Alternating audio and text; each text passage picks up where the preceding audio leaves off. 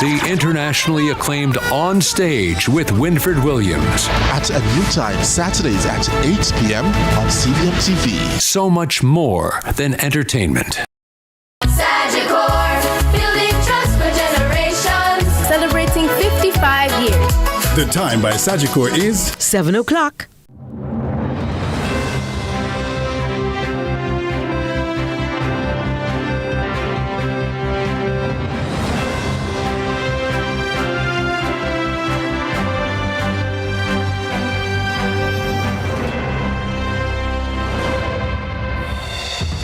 Tonight in CVM News at 7, Rat-Bat gangsters sentenced to life for ammo stockpiling and firearms. Leaders demand social justice while celebrating Jamaica's advancements since emancipation.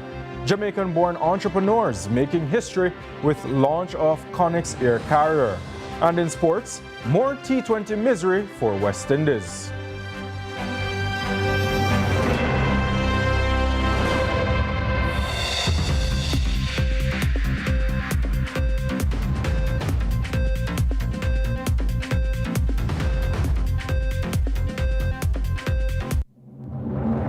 From Kingston, Jamaica, this is CVM News at 7, an abbreviated Emancipation Day version this Friday, August 1.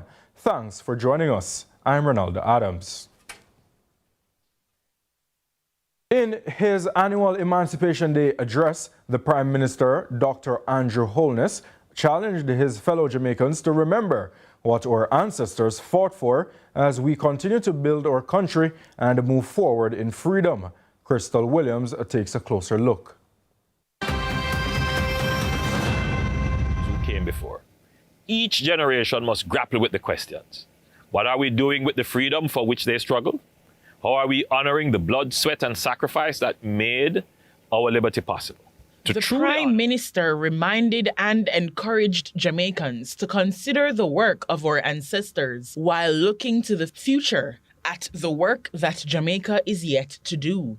This as he describes a Jamaica that he says our ancestors dreamed of. A Jamaica where we have complete financial and economic freedom. Freedom from crime and violence, freedom from unemployment, and freedom from any restraint that could prevent us from realizing our individual and collective potential as a nation.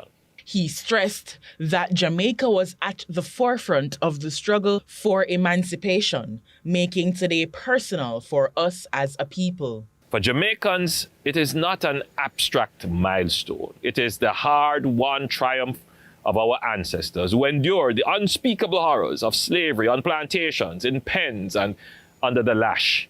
It is the declaration that those who were once regarded as property were and had always been fully human, fully worthy, and fully free.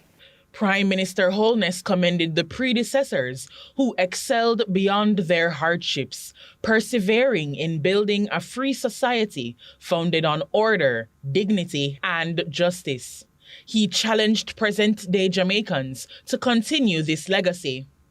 Every time we demonstrate competent self-government, every time we hold fair elections, uphold the rule of law, educate our children, care for our elders, invest in our infrastructure, and uplift the vulnerable, we are demonstrating our capacity, our strength, and our resilience. And as he honors the freedom fighters, he encourages continuity on the path ahead in unity and with pride.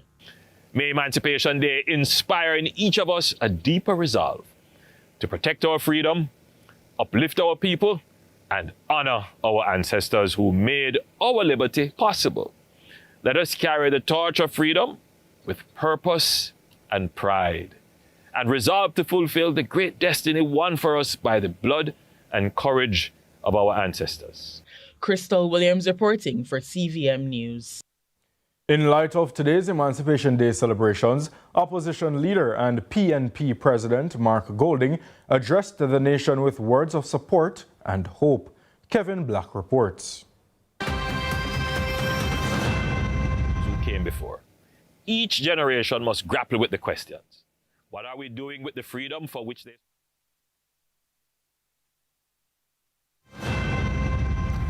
Our freedom was not handed down by decree. emancipation was the culmination of generations of struggle and sacrifice. On August 1st, 1838, thousands of ex-slaves broke into joyous shouts as their freedom from slavery was confirmed in Jamaica. The nation honors this historic event through its annual Emancipation Day celebrations. Opposition leader and PNP president Mark Golding, in his Emancipation Day message, underscores the progressive strides made as a nation.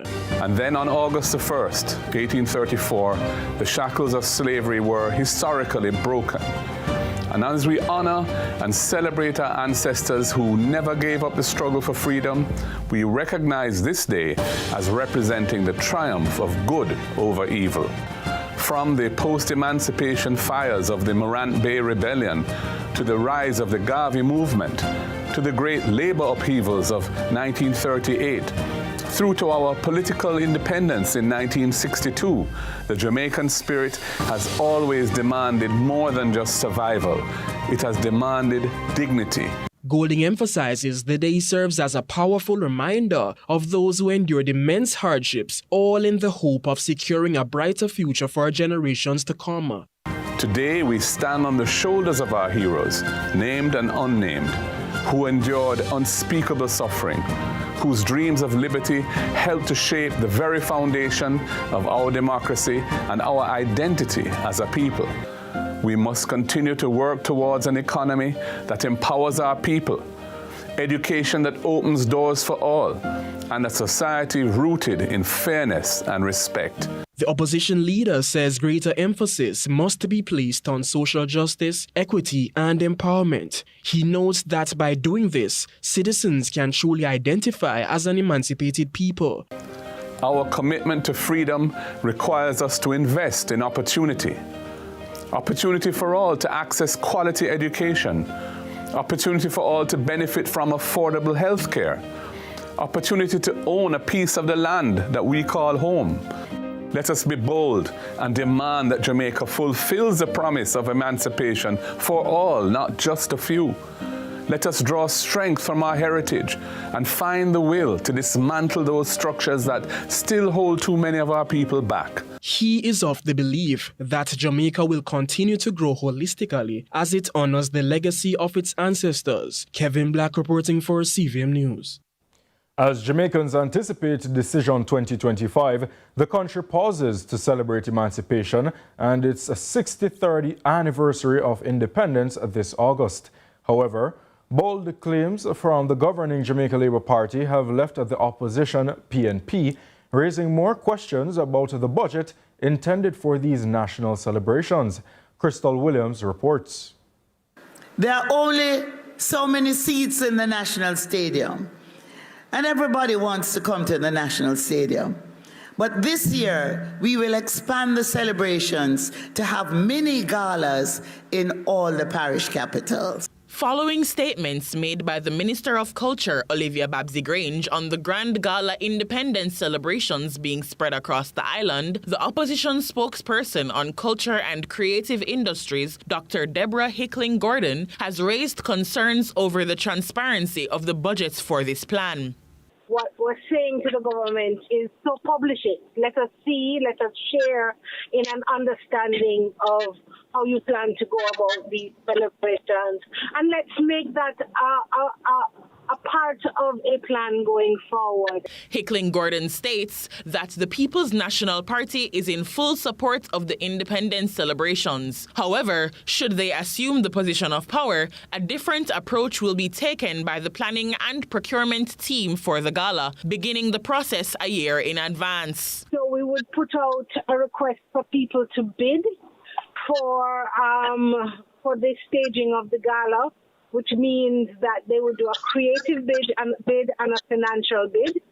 And within that bid would be provisions to safeguard their intellectual property and ideas, so that if there is an intention to use their ideas, that there's a level of compensation for that. The spokesperson also shared her concerns for the creative practitioners in the public and private sectors. The ability to quantify the value of some cultural and creative services is is readily available. There are even international methodologies that have been published.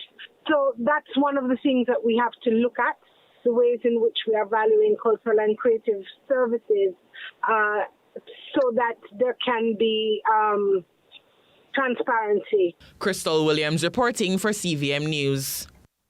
As at July, Jamaica recorded 397 fewer murders since the start of the year.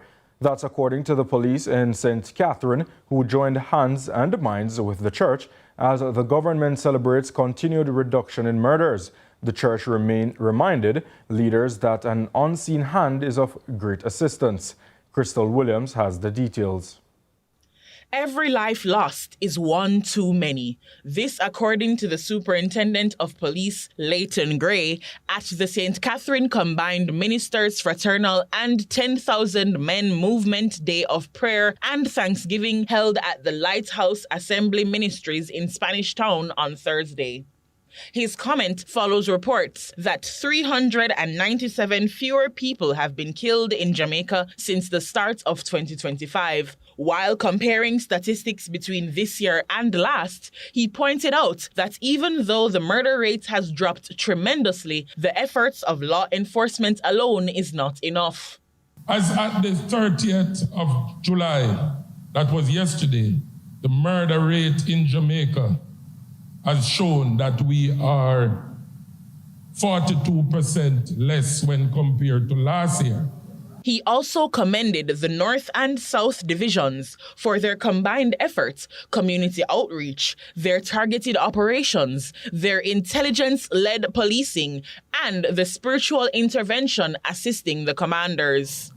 I must say that for St. Catherine South Police Division, we had 35 murders so recorded since the start of this year, when compared to 55 last year, which is a 36.4% reduction.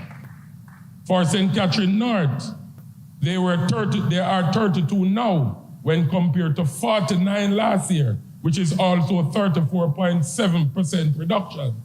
Meanwhile, host pastor Bishop Rowan Edwards had a message for the security forces, insisting that though they may be working assiduously, they have been receiving divine support. We want to let the government know that it's not them alone doing it. We want the police officers to know that we recognize their work. But it's not you alone that did it. The clergyman offered spiritual assurances to the government, namely the Prime Minister and the Security Minister. The Minister of Security has been taking the claim, you know, and the Prime Minister has been taking the claim that they are the one that did it. It's unfair, and I want them to know that. Because if it wasn't for us, who have been praying, they would never have achieved it. And they hope that the church community in the parish will not retire from its role in helping the security forces root out crime and violence using divine insights and strategies. We'll be featuring other things that has helped violence to go down in Jamaica. And this time it will not be for St. Catherine, but it will be for the entire island when we bring the murder rate down to zero. Crystal Williams, CVM News. Darren Sims, a convicted arms dealer and alleged member of the notorious Rat-Bat gang, was yesterday sentenced to life imprisonment for stockpiling prohibited weapons, following a protracted trial in the Kingston Gun Court. Sims was apprehended on May 25, 2025 in the KFC Brayton car park in Portmore during a targeted operation by the Portmore police. He was reportedly found in possession of multiple firearms and dozens of rounds of ammunition. A video of the arrest went viral, capturing Sims loudly pleading for his life as officers detained him.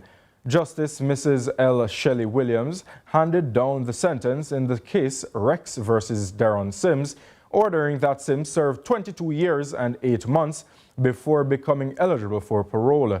The sentencing marks a significant milestone in the Jamaica Constabulary Force's intensified crackdown on illegal arms and ammunition trafficking, a campaign that has escalated over the past 5 years in response to Jamaica's persistently high homicide rate, with most murders committed using firearms. Though not a resident of Portmore, Sims is said to be affiliated with the Portmore-based gang, which has long been linked to the underground arms trade and organized criminal activity across the island. A new airline set to disrupt the regional air freight industry was launched on Monday under South Florida's skies. Connex Air Carrier is a next-generation air cargo and logistics company founded by a team of Jamaican-born entrepreneurs, Luke and Tamika Hamilton, who intend to transform the Caribbean's air freight and logistics landscape. It offers weekly air cargo services between Miami and Jamaica. According to Consul General of Jamaica, Southern USA Oliver Mayer, the brand features a visionary team of young Jamaican entrepreneurs, demonstrating that the nation's brightest minds are not only influencing industries at home, but pioneering innovation abroad. Many years ago when I worked with Air Jamaica, there was a quote I saw that said, "No one can determine to what heights you will soar." And on behalf of Jamaica, we're excited about this initiative that will support business between South Florida and Jamaica. Stay with us when we return with sports.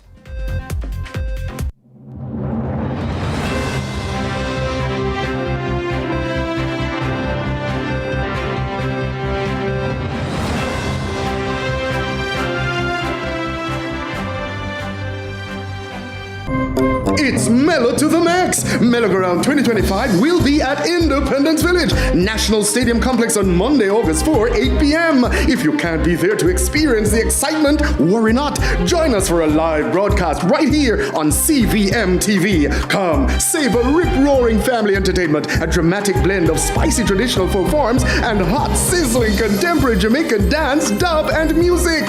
Tell your auntie, your grandpa, your niece, and nephew. Tell the entire family to tune in to Mellow-Go-Round 2025, coming to you live right here on CVM TV from Independence Village, National Stadium Complex, Monday, August 4, 8 p.m. Mellow to the Max.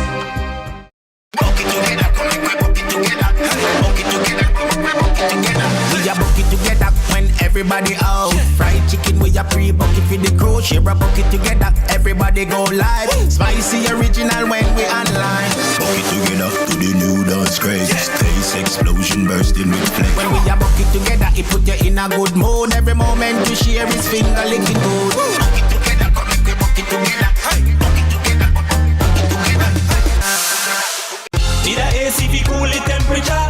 Get chilled and start out your summer. ATL, Panasonic's exclusive distributor in Jamaica, now brings you the all-new R32 air conditioners. Powered by eco-friendly R32 gas, which uses 30% less refrigerant, you get to cool faster, save more, and protect the planet. Thanks to inverter technology, you get top performance with real savings on your monthly bill, starting at just $59,999. Start out your summer with ATL. Terms and conditions apply.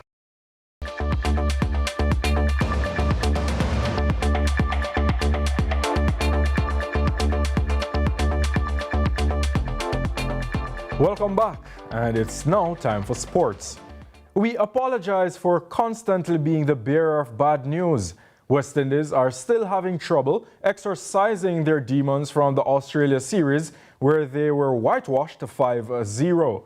Thinking that grass would be greener on American soil, the Caribbean men went down by 14 runs to Pakistan in the first T20 series in Lauderhill, Florida on Friday night, falling victims to Pakistan's spin attack. Sent to bat, Pakistan put up 178 for 6 of their 20 overs, thanks to Saeem Ayub's 52.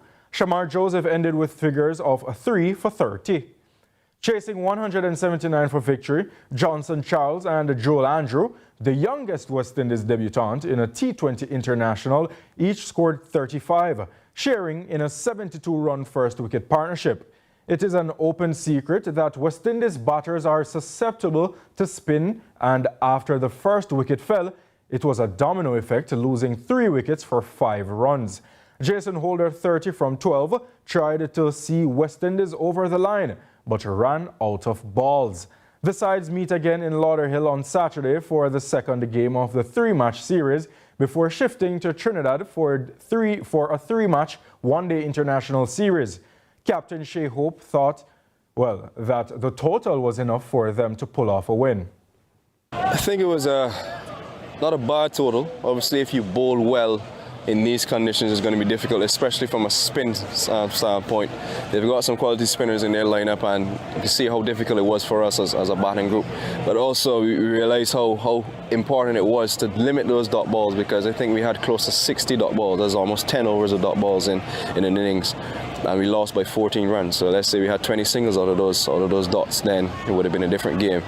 So when you break things down like that, you got to ensure that you're coming out from a more positive front. And a lot of times when you got spin options that like they have on pitches like that, which spinning is a bit slow, is a bit grippy, you got to ensure that you rotate your strike a lot more, taking slightly less risk options, and finding ways to keep your scoreboard ticking over. So I wouldn't say it was not a power score, but I felt as well as a batting group, we still would have had that under control if we batted well. We were in control in the first 6 in the power play, but after that we were struggling to keep the strike rotating. John struggled a little bit today. It's not something that he usually does. He's normally one who gets the ball away and scoreboard is normally ticking over. But the aim was just try to put them on a little bit more pressure, not allow them to settle. And that's exactly what they did. And when you allow spinners to settle on a surface like that, you're going to find yourself playing catch-up every single time. We've been forced to make some changes. We had some injuries, something that we can't control. We understood the importance of having that stability in the middle. I think it would have been a lot of pressure on the youngster to come in and try to take the mantle of playing those spin options in his first game. So I just said I'll take the responsibility and do it in the middle. So you see he came